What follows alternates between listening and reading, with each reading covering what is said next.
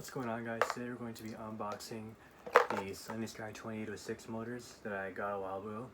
So I've actually already unboxed one of these because I got two of them, but it's actually on the robot already. But I figured you guys want to see this. Some people, including me, like to see this stuff.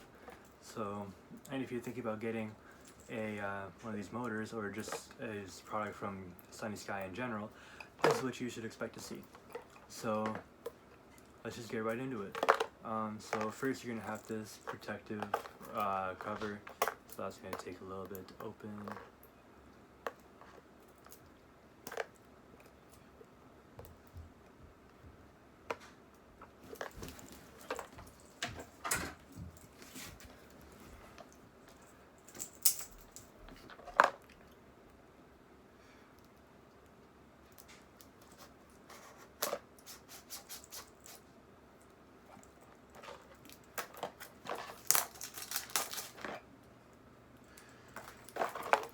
Alright, so now that we got the wrap coming off, so we have this box. So motor is in here. What you're going to want to do is you're going to want to push on the side.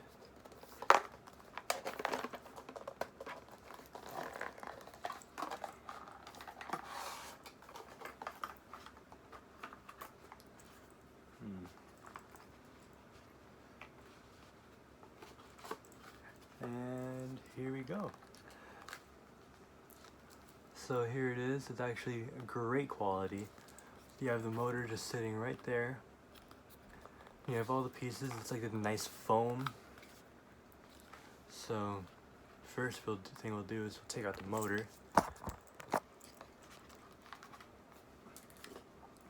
So here it is. It's got a little bit of resistance behind it. You can hear those bearings. It feels very high quality. These are very well made. See, it's super shiny. The production quality on SunnySky's motor is just excellent. So this is their smallest V motors, 2806. So this is 35 millimeters across and about 20 millimeters high, I believe.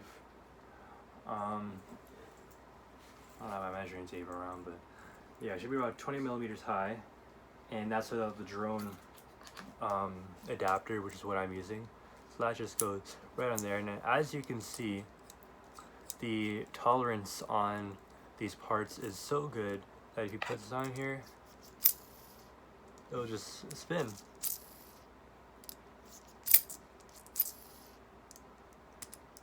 How cool is that? That's just, me personally, I found it pretty cool how everything is just so smooth that it'll spin on it. So yeah, that's so there's that, this adapter which goes up pretty high, and I can show you these weapons that just came in, this big old spinner that I'm going to be using for my robot.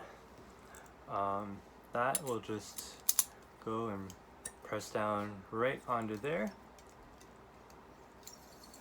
And now we got a robot spinner. So yeah, there's that. That's not gonna come off. There we go. So there's that. It's the motor and the drone thing. You have one of these spacers, and then you have this quadcopter nut that just goes onto there. And you also have one of these spacers. I've never personally used them, but other people who are making like helicopters or planes might use these. And you also have two bags. One of them contains an M6 nut and some N3 bolts for mounting the motor. and some longer M3 bolts, and some C-ring things. I think they're called C-rings, which may sound like a standard, but they're actually including more than normal motor sellers. Usually they just give you the motor, and they give the adapter, and then a couple bolts. But this actually gives you a hex nut with some the extra C-clips, because those tend to break sometimes. So that's pretty cool. Everything's just really high quality so far. I've been really happy with it. This actually puts out pretty good torque. When it comes to spinning this 150 gram weapon, this turned out to be 150 grams. My CAD was wrong. I put in the wrong density, I guess. But yeah, this is a 150 gram weapon, and it has a little bit of cogging, but once it gets past that, it picks up pretty good, and then it's able to spin it up pretty decently. Spins very smoothly. No issues. It seems to also be pretty tough. If we look closer at this motor, it has these quite large bearings on it with a 4mm shaft, which compared to the other motors,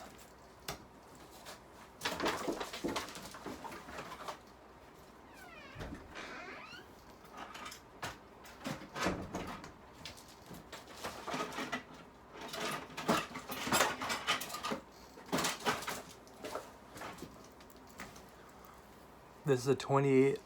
No. This is a 2205. This is the 2806. You can see the bearings is much larger, and uses a larger shaft as well. And the can is it's a little thicker. So, and also the coils are much larger because it's a lower kV motor. This is a 650 kV motor. So yeah, the bearings are larger and the shaft is thicker, making it a better motor for combat robotics. And I actually have seen people using these for hub motors, so I thought it should be good for a direct drive motor. So we're gonna see how that does. So far, I've been very happy with the quality. The quality of these are amazing. The only problem that I've really complained about is the hefty price point. Two of these set me back $150.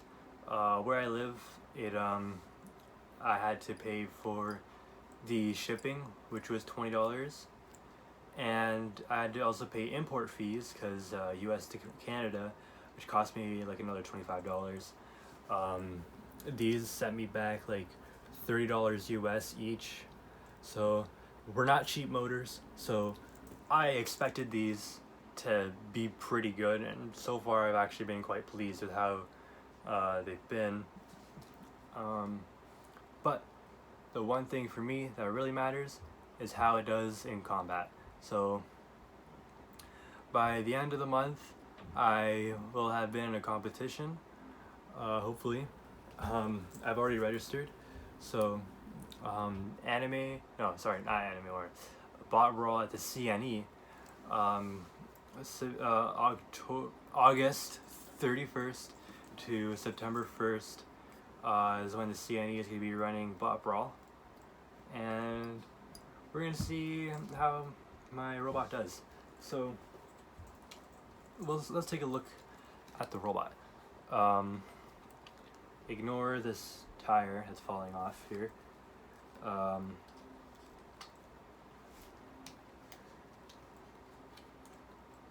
don't know, it's the best I can do for now. So I have this new motor plate that I made a while back. It's missing a bolt.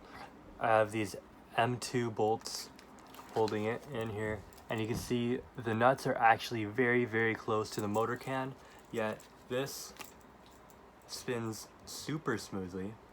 And I'm actually using O-rings on this weapon stack up to give it some flex, which you may not think is good, but when this weapon spins, it actually is super close to being balanced. Barely any wobbling. It spins super smoothly. It's actually ridiculous that I was able to get it that good. As you can see, I have two of these nuts tightened against each other. The hope is to get one nylock nut here and then cut the shaft down so that it'll be able to drive upside down, because right now the shaft is much lower than the wheels, meaning it's not going to drive upside down properly. So that's one of the plans. I have some electronics hanging out for now.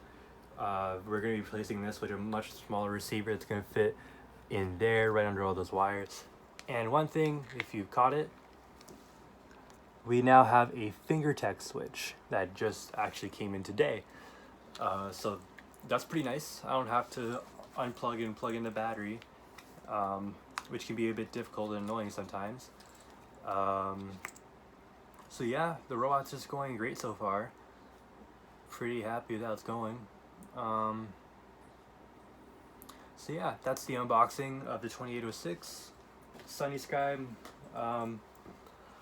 So far I recommend them, but I mean, it's not like a sponsored thing, or they didn't send me. I paid for these out of my pocket and I'm just reviewing them.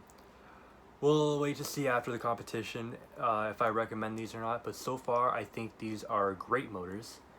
For the price point, they are a little high, I think, but I mean, the quality that these are made in is just, it's amazing. Like, I mean, these are the only 650 kV 2806 motors that I've heard of anyway, so these are probably completely custom, and SunnySky makes their motors very well, very nicely. The only little annoying thing about this different design is that the mounting holes are actually different. So instead of the traditional 16 and 19, it's actually 19 and 25. So if you have something that's meant to mount for 16 and 19, the outer holes on that pattern will match with the inner ones. I just went ahead and made a new custom aluminum plate, which just used it with a bandsaw and a drill press. So that wasn't too bad. Wasn't too much of an issue for me, but for some people that might be an issue. I don't know. So far I'm pretty happy with it. I think if you ignore all this, the robot looks great. This is a pretty nice looking motor. It's so smooth. I'm just happy with it. This weapon sounds pretty terrifying when it's at full speed, and you can tell this thing is ready to deliver some kinetic energy. I'll have more updates soon. I think I'm going to do a tutorial on how to create an asymmetrical weapon, because I've seen a lot of symmetrical weapons and not a lot of people know how to do it. So I'm going to do a tutorial for FreeCAD if anyone doesn't know how to do that. So I'm going to show you how to create a weapon exactly like mine. Stay tuned for that. I think this could be it. Hope you all have a great day.